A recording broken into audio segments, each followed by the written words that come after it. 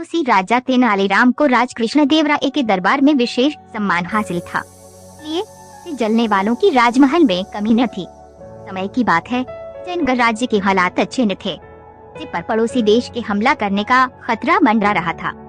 समय में एक दरबारी ने सोचा कि महाराज को तेनालीराम के खिलाफ भड़काने का ये सबसे अच्छा मौका है।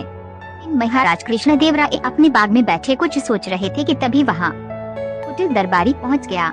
राजा से कहा कि महाराज, अगर आप गुस्सा न करें, आपको एक बात बताना चाहता हूँ। राजा बोले, निडर होकर बोलो। दरबारी बोला कि आप जानते नहीं, तेनालीराम पड़ोसी राज्य से मिला हुआ है। समय समय पर राज दरबार की गुप्त बातें पड़ोसी देश के राजा को देता रहता है। यह सुनते ही महाराज गुस्से से आंख बगुला हो गए और बोले, मूर्ख, तेनालीराम के बारे में ऐसी बात करते हुए तुम्हें शर्मानी? ये विजयनगर का सबसे वफादार नागरिक है और देशभक्त भी है। इस पर दरबारी बोला, झूठ है महाराज, आपकी आंखों पर पट्टी बांध रखी है, ये वो उसकी कोई चालबाजी दिखाई नहीं देती है। मुझे पक्की खबर मिली है। दरबारी के इतने विश्वास के साथ कहने पर राजा को भी थोड़ा थोड़ा तेनालीराम पर शक होने लगा।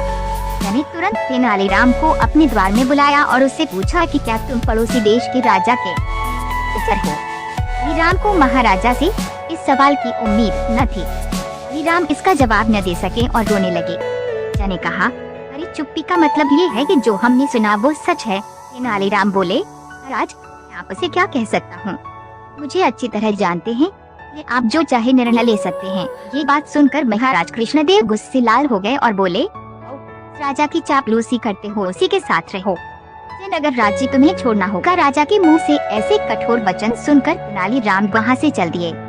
पड़ोसी राजा के दरबार में पहुँचे और उसकी तारीफ में उन्होंने कई गीत गाए। तेनालीराम की प्रशंसा से पड़ोसी राजा बहुत खुश हुआ और उससे उसका परिचय मांगा। तेनालीराम ने कहा, विजयनगर के राजा कृष्णदेवराय का निजी सचिव हूँ। राजा बोले, विजयनगर तो हमारा दुश्मन है, तुम वहाँ के निवासी होकर मेरे दरबार तक कैसे आए? तुम्हें डर नहीं लगा? तेनालीराम बोले, हमें दुश्मन मानते हैं कि हमारे राजा आपको दोस्त मानते हैं? पड़ोसी राजा ने चौंक कर पूछा, हमारे दरबारी कहते हैं कि कृष्णदेवराय हमें दुश्मन मानते हैं। तेनालीराम बोले, विजयनगर के दरबारी भी राजा को ऐसे ही भड़काते हैं, लेकिन हमारे राजा उनकी बातों में नहीं आते, तो आपकी तारीफ करते हैं।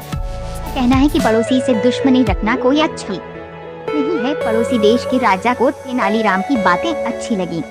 बोले, ये तो तुम ठीक हो, लेकिन हम तुम्हारी बात कैसे मान लें? तेनालीराम बोले, खुद उनका निजी सचिव हूँ और उन्होंने मुझे शांति प्रस्ताव लेकर भेजा है। पड़ोसी राजा को तेनालीराम की बात पर यकीन हो गया और बोले, हमें आगे क्या करने चाहिए? तेनालीराम ने सलाह दी कि एक संधि पत्र और कुछ उपहार विजयनगर राज्य पहुँचाएं और आगे बढ़कर विजयनगर से मित्रता स्वीकार करें। राजा को तेनालीराम का सुझाव बहुत पसंद आया, ने उपहारों की तैयारी शुरू करवा दी। राजा कृष्णदेव को तेनालीराम की बेगुनाही का पता चल गया था और वो अपने व्यवहार पर बहुत पछता रहे थे।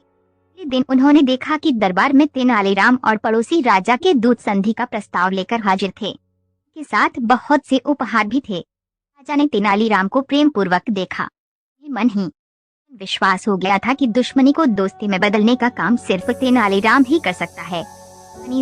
इस कहानी से हमें यही सीख मिलती है कि ईमानदारी का परिणाम एक नए दिन जरूर मिलता है। साथ ही किसी की भी बात पर आंखें बंद करके भरोसा नहीं करना चाहिए। ऐसा करने से हमेशा खुद का ही नुकसान होता है।